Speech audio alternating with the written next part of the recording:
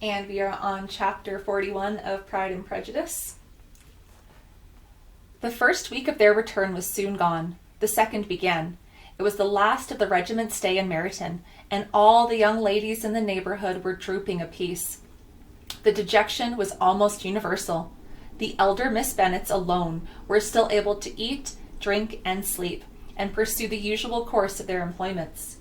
Very frequently were they reproached for this insensibility by Kitty and Lydia, whose own misery was extreme, and who could not comprehend such hard-heartedness in any of the family. "Good heaven, what is to become of us? What are we to do?" they would often exclaim in the bitterness of woe. "How can you be smiling so, Lizzie?"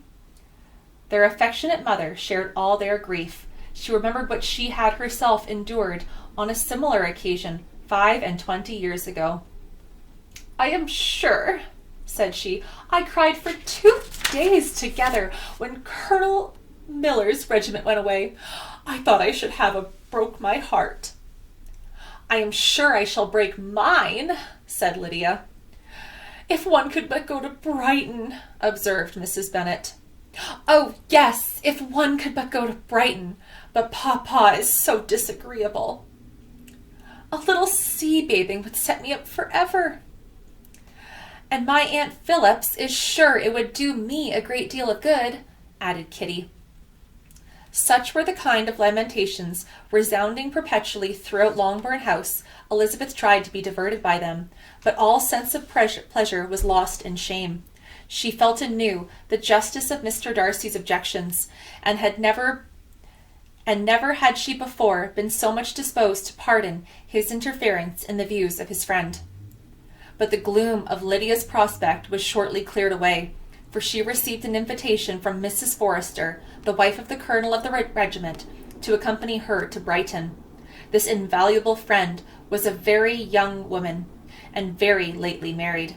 A resemblance in good humour and good spirits had recommended her and Lydia to each other, and out of their 3 months' acquaintance they had been intimate 2. The rapture of Lydia on this occasion, her adoration of Mrs. Forrester, the delight of Mrs. Bennet, the mortification of Kitty, are scarcely to be described.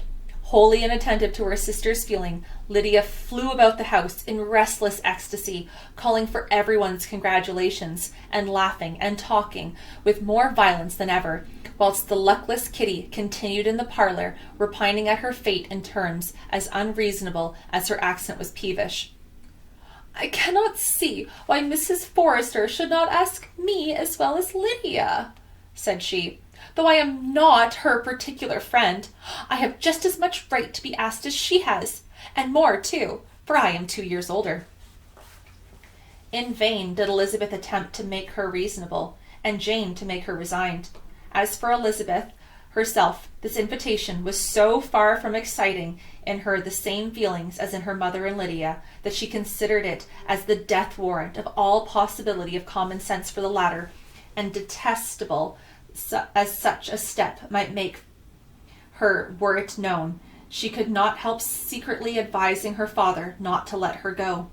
She represented to him all improprieties of Lydia's general behaviour, the little advantage she could derive from the friendship of such a woman as Mrs. Forrester, and the probability of her being yet more imprudent with such a companion at Brighton, where the temptation must be greater than at home. He heard her attentively, and then said, "Lydia will never be easy till she has exposed herself in some public place or another, and we can never expect her to do it without so little expense or inconvenience to her family as under the present circumstances." "If you were aware," said Elizabeth, "of the very great disadvantage to us all, which must arise from the public notice of Lydia's unguarded and imprudent manner, nay, which has already risen from it, I am sure you would judge differently in the affair." "Already arisen?" repeated Mr. Bennet. "What, has she frightened away some of your lovers?" "Poor little Lizzie! But do not be cast down. Such squeamish youths cannot bear to be connected with a little absurdity, are not worth a regret. Come, let me see the list of pitiful fellows who have been kept aloof by Lydia's folly." "Indeed, you are mistaken. I have no such injustices to resent. It is not of peculiar, but of general evils which I am now complaining. Our importance, our respectability in the world must be affected by the wild vitality, the assurance and disdain of all restraint which marks Lydia's character. Excuse me, for I must speak plainly, if you, my dear father, will not take the trouble of checking her exuberant spirits and of teaching her that her present pursuits are not in the business of her life, she will soon be beyond the reach of amendment. Her character will be fixed, and she will, at 16, be the most determined flirt that ever made herself and her family ridiculous. A flirt, too, in the worst and meanest degree of flirtation, without any attraction beyond youth and a tolerable person, and from the ignorance and emptiness of her mind, wholly unable to ward off any portion of that universal contempt which her range for admiration will excite. In this danger, Kitty is also comprehended. She will follow wherever Lydia leads, vain, ignorant, idle, and absolutely uncontrolled. Oh, my dear father, can you suppose it possible they will not be censured and despised wherever they are known, and that their sisters will not be often involved in that disgrace? Mr. Bennet saw that her whole heart was in the subject, and affectionately taking her hand, said in reply, "Do not make yourself uneasy, my love. Wherever you and Jane are known, you must be respected and valued, and you will not appear to less advantage for having a couple of, or may I say 3, very silly sisters. We shall have no peace at Longbourn if Lydia does not go to Brighton. Let her go then. Colonel Forster is a sensible man, and he will keep her out of any real mischief, and she is luckily too poor to be an object of prey for anybody. At Brighton, she'll be of less importance even as a common flirt than she has been here. The offices will find women better worth their notice. Let us hope, therefore, that her being there might teach her her own insignificance. At any rate, she cannot grow many degrees worse, without authorizing us to lock her up for the rest of her life." With this answer, Elizabeth was forced to be content, but her own opinion continued the same, and she left him disappointed and sorry. It was not in her nature, however, to increase her vexations by dwelling on them. She was confident of having performed her duty, and to fret over unavoidable evils, or augment them by anxiety, was no part of her disposition. Had Lydia and her mother known the substance of her conference with her father, their indignation would hardly have found expression in their united volubility. In Lydia's imagination, a visit to Brighton comprised every possibility of earthly happiness. She saw with the creative eye of fancy the streets of that gay bathing place covered with officers. She saw herself the object of attention to tens and to scores of them at present unknown. She saw all the glories of the camp, its tents stretched forth in mutinous uniformity of lines, crowded with the young and the gay, and dazzling with scarlet, and to complete the view, she saw herself beneath a tent, tenderly flirting with at least 6 officers at once. Had she known that her sister sought to tear her from such prospects and such realities as these, what would have been her sensations? They could have been understood by only her mother, who might have felt nearly the same. Lydia's going to Brighton was all that consoled her for the melancholy conviction of her husband's never intending to go there himself. But they were entirely ignorant of what had passed, and the raptures continued, with little intermission, to the very day of Lydia's leaving home. Elizabeth was now to see Mr. Wickham for the last time. Having been frequently in company with him since her return, agitation was pretty well over. The agitations of former partiality entirely so. She had learnt to detect, in the very gentleness which had first delighted her, an affection and a sameness to disgust and weary. In his present behaviour to herself, moreover, she had a fresh source of displeasure, for the inclination he soon testified of renewing those attentions which had marked the early parts of their acquaintance could only serve, after what had since passed, to provoke her.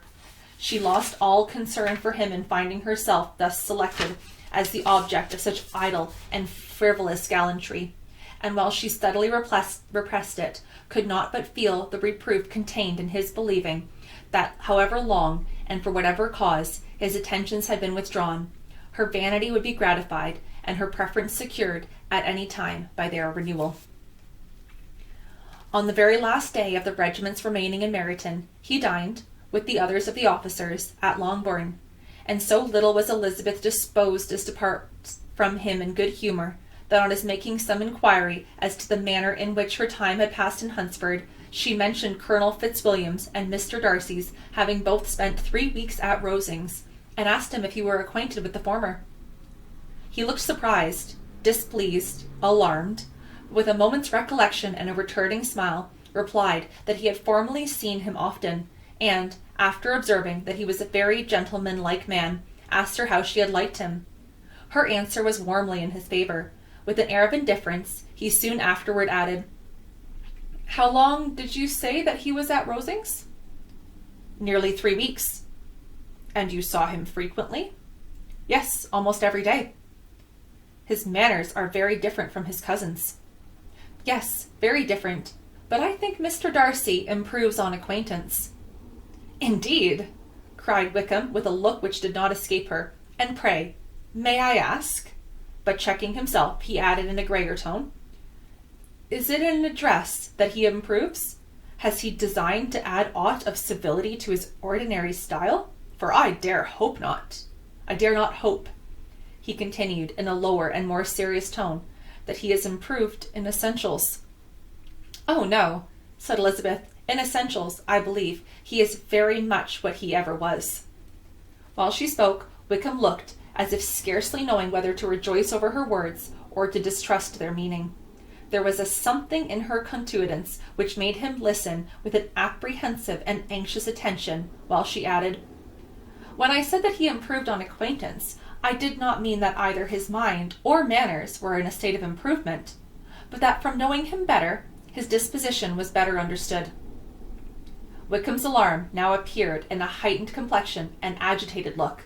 For a few minutes he was silent, till, shaking off his embarrassment, he turned to her again, and said with the gentlest of accents, "You, who so well know my feelings towards Mr. Darcy, will readily comprehend how sincerely I must rejoice that he is wise enough to assume even the appearance of what is right. His pride, in that direction, may be of service, if not to himself, but to many others, for it must deter him from such foul misconduct as I have suffered by. I only fear that the sort of cautiousness to which you, I imagine, have been alluding, is merely adopted on his visits to his aunt, of whose good opinion and judgment he stands in much awe. His fear of her has always operated, I know, when they were together, and a good deal to be imputed to his wish of forwarding the match with Miss de Bourgh, which I am certain he has very much at heart." Elizabeth could not repress a smile at this, but she answered only by a slight inclination of the head. She saw that he wanted to engage her on the old subject of his grievances, and she was in no humour to indulge him. The rest of the evening passed with the appearance on his side of usual cheerfulness, but with no further attempt to distinguish Elizabeth, and they parted at last with mutual civility and a possibility of mutual desire to never meeting again. When the party broke up, Lydia returned with Mrs. Forrester to Meryton, from whence they were to set out early the next morning. The separation between her and her family was rather noisy than pathetic. Kitty was the only one who shed tears, but she did weep from vexation and envy. Mrs. Bennet was diffuse in her good wishes for the felicity of her daughter, and impressive in her injunctions that she would not miss the opportunity of enjoying herself as much as possible. Advice, which there was every reason to believe would be attended to, and in clamorous happiness of Lydia herself in bidding farewell, the more gentle adieus of her sisters were uttered without being heard.